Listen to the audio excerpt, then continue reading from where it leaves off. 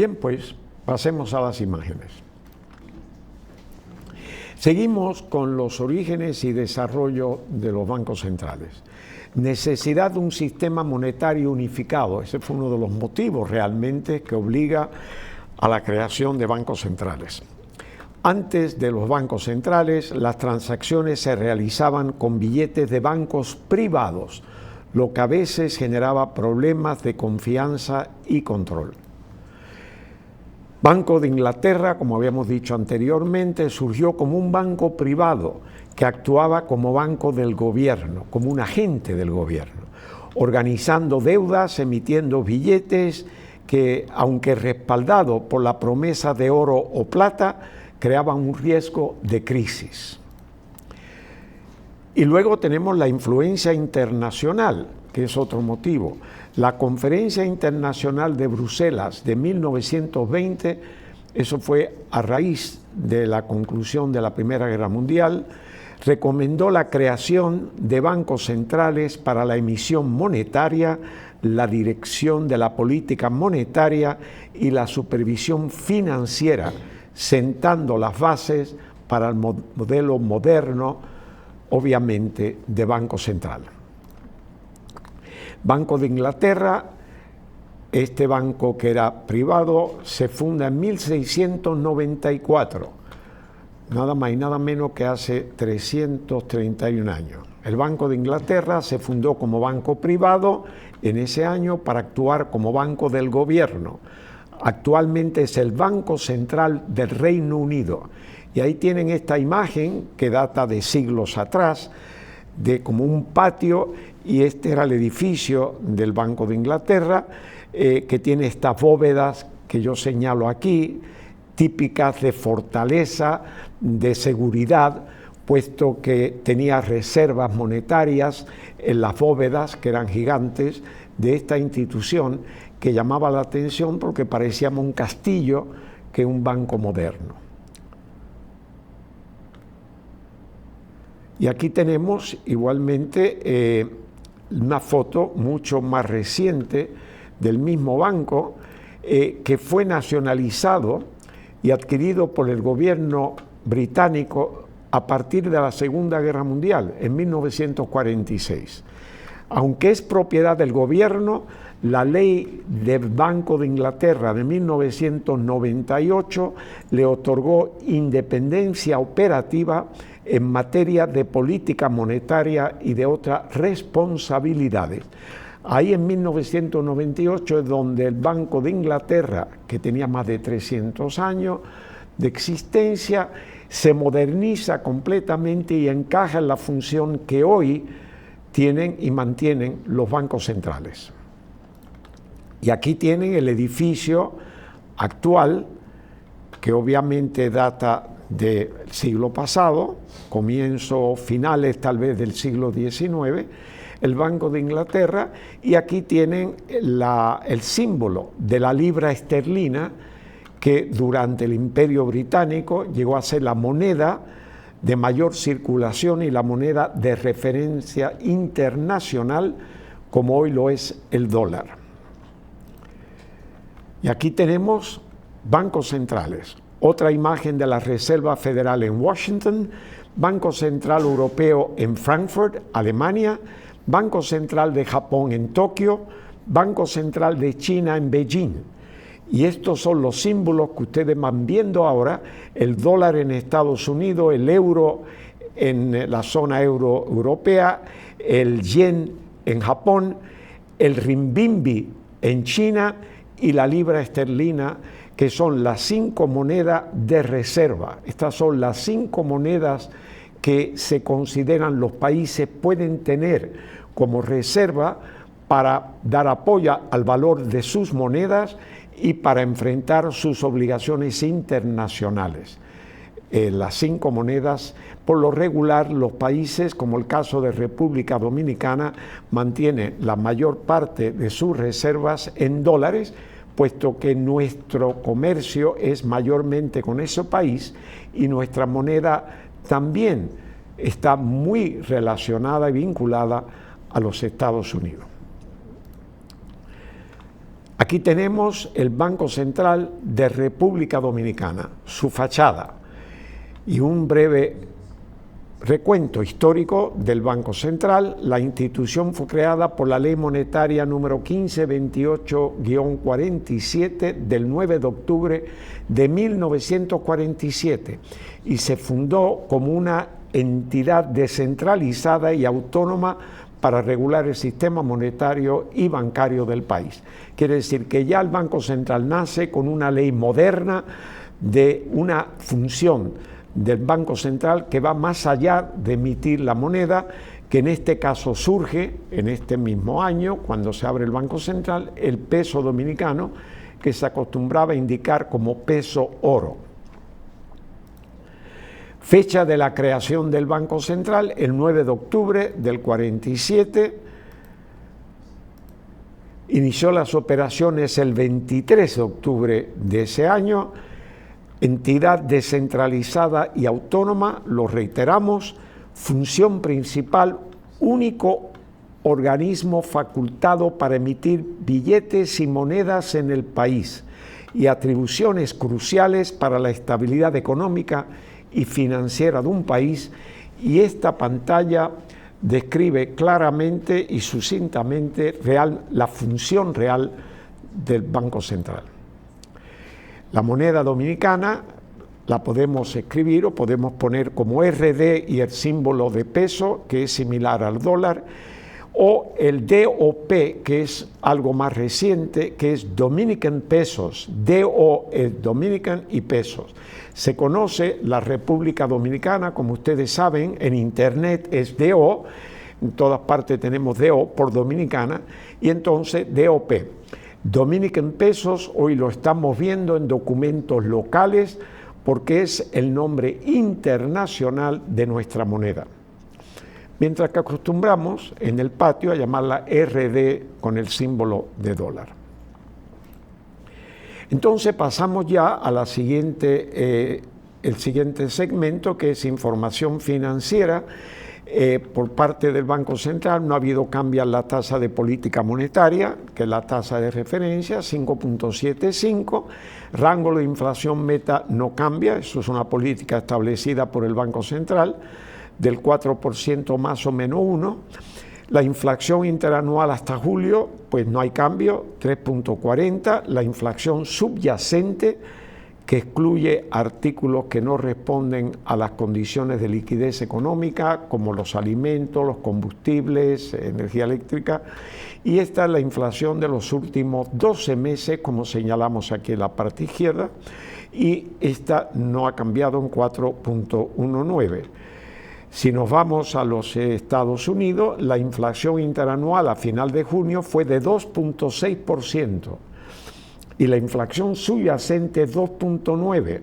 Quiere decir que la inflación interanual regular bajó 0,01. Hay que recordar que así como la meta de inflación de República Dominicana es 4% más o menos 1, como señalamos aquí arriba, en Estados Unidos está fija al 2%. Estados Unidos está en la inflación subyacente, que es la que más observan los bancos centrales, están evidentemente a 90 puntos básicos, casi un 1% por encima del límite que tiene establecido la Reserva Federal. Y la política de tasa monetaria en los Estados Unidos es 4.25, 4.50, algo más bajo que lo que señalamos aquí del Banco Central de 5.75. Se anticipa que esta tasa del 4.25 a 4.50 pueda tener un descenso el próximo mes, tal vez de 25 puntos básicos a 4.25. Pero eso es la expectativa del mercado bursátil de los Estados Unidos. Habrá que ver si eso es así, y si es así podemos esperar en República Dominicana también una baja en nuestra tasa de referencia. Por otro lado, la tasa de interés en esta semana, el promedio ponderado, la activa de la banca múltiple a 14.79, bajó 0.23%, 23 puntos básicos, bajó y estaba sobre el 15. Buena señal, se requiere para reactivar la economía dominicana que bajen las tasas de interés en nuestro mercado. La pasiva de los bancos múltiples, que es lo que los bancos pagan por los depósitos, 8.32, un descenso de 0.48, 48 puntos básicos en el transcurso de esta semana. La tasa preferencial en República Dominicana, la que los bancos le cobran a los préstamos a los mejores riesgos, a las grandes empresas que representan un riesgo óptimo para el sistema bancario, 12.50. El prime, que es su equivalente en Estados Unidos, continúa en 7.50. La diferencia es de 5%, esa brecha entre lo que se paga aquí y lo que se paga allá, o esa brecha se ha reducido en 6 puntos básicos, 0.06%. Por otro lado, la tasa de cambio. El dólar en nuestro mercado se compra a 61.46, esto fue el viernes, ayer, y la venta en 63 pesos con 12 centavos, una subida de 0.43 en el costo. Esto quiere decir que el peso se depreció en 0.43 centavos frente al dólar. Y eso es interesante porque yo estuve en el banco ayer, compré unos dólares y me costaron 63.40.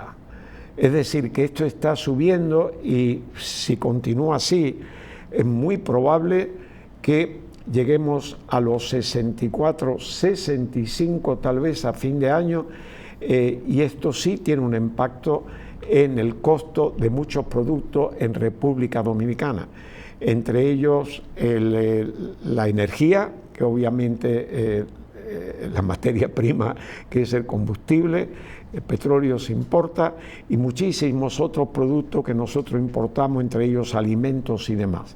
El euro, por otro lado, la compra, o para comprar euros, 71.58 y el 75.98, 0.42. De hecho, básicamente lo mismo en la depresión del peso frente al euro y el dólar. Y la tasa de cambio entre un dólar y el euro, a $1.17 el euro, quiere decir que ha subido 1 centavo el valor del euro frente al dólar. El dólar vuelve a debilitarse en 1 centavo, aunque no parezca mucho. Hay que pensar que un par de meses atrás estaba en 1.05, 1.07 y esta depreciación ha sido más de un 10%. Tenemos noticias del Banco Central que nos hizo llegar esa institución, puntualización sobre la implementación del programa de liquidez por 81.000 millones para los sectores productivos y su estado actual. Departamento de Regulación y Estabilidad Financiera de Banco Central, el programa de liquidez para sectores productivos de 81.000 millones aprobado en curso de implementación por el Banco Central a partir del 13 de junio de este año ha alcanzado un monto canalizado de 48.451 millones. O sea que se ha puesto eso en el mercado por medio de recursos liberados del encaje legal y aplazamiento de facilidades de liquidez rápida para un porcentaje de utilización de un 60%. Es decir, de los 81.000 millones, estos 48.000 representan un 60%. Y esto está a unos 70 días desde su inicio, quedando disponibles cerca de 32.000 millones con vocación de ser canalizados a los sectores productivos en el resto del año en curso.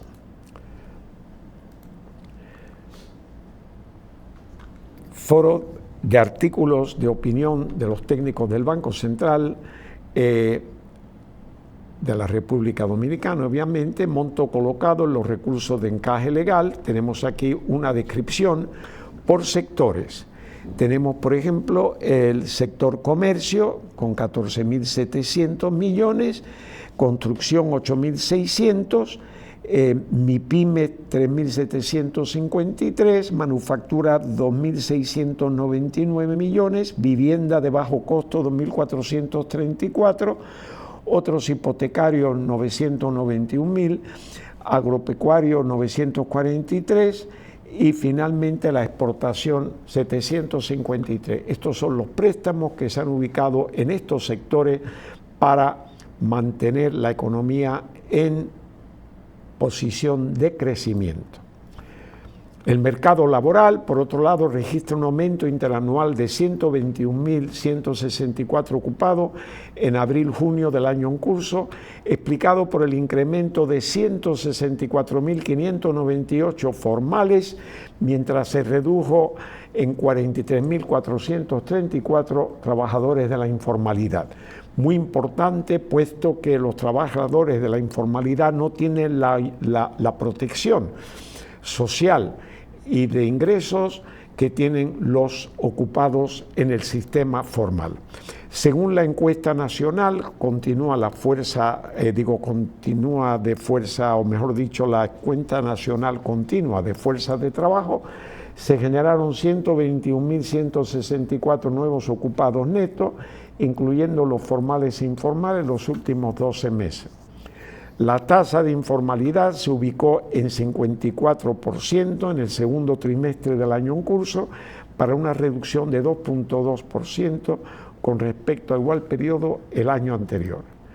La tasa de desocupación abierta, S1, se ubicó en 5% en el segundo trimestre de este año, exhibiendo una reducción interanual de 0.3 puntos porcentuales, manteniéndose relativamente estable en torno a sus valores mínimos dentro de la serie histórica.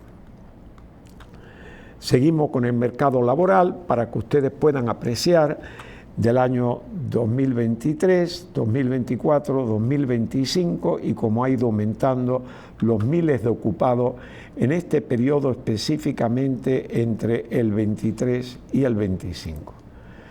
Igualmente tenemos informalidad, los porcentajes que han ido bajando, aquí bajó un poco más, primer trimestre de este año, pero luego subió un poco a 54%. Y tenemos, por otro lado, la tasa de desocupación abierta, que anda por el orden del 5%. Estas son noticias interesantes y positivas. Vamos en buena dirección en esto. Finalmente, la economía dominicana registra expansión interanual del 2.9 en julio de este año. Indicador mensual de actividad económica, el IMAE, tasa de crecimiento 24-25. Y aquí pueden observar en este indicador que de enero a julio 2.4%, que es lo que ha habido, y el 2.9% en el mes de julio. Es decir, nuestra economía anda en 2.4%, aunque ha ido aumentando en el mes de julio a 2.9%, muy por debajo definitivamente del 5% que nosotros hemos mantenido durante los últimos varios años, exceptuando el periodo de COVID, como el índice de crecimiento que nos ha destacado en todo el continente americano y en otras partes del planeta. El indicador mensual lo pueden ver aquí. ¿Cuáles son los sectores? Debo de indicar que esto, creo que es un error, esto es un 12%. La explotación minera y cantera, el índice de crecimiento ha sido del 21%. Este mes de agosto, o mejor dicho, julio pasado, y no 21% como indica aquí. Quiere decir que todo esto representa el 2.9% de aumento de crecimiento en el mes de julio del año en curso, y pueden ver los diferentes sectores que contribuyeron a ese incremento, mayormente agropecuario, explotación minera y cantera, manufactura local, manufactura zona franca, construcción y servicios. Y con esto vamos a otra breve pausa. Le hemos dado mucha información, muchos datos. No es con la intención de que ustedes lleguen a memorizarlo, sino de tener una idea de la tendencia de cómo va la economía nacional y la política monetaria, desempleo, etcétera. Volvemos con ustedes en breve.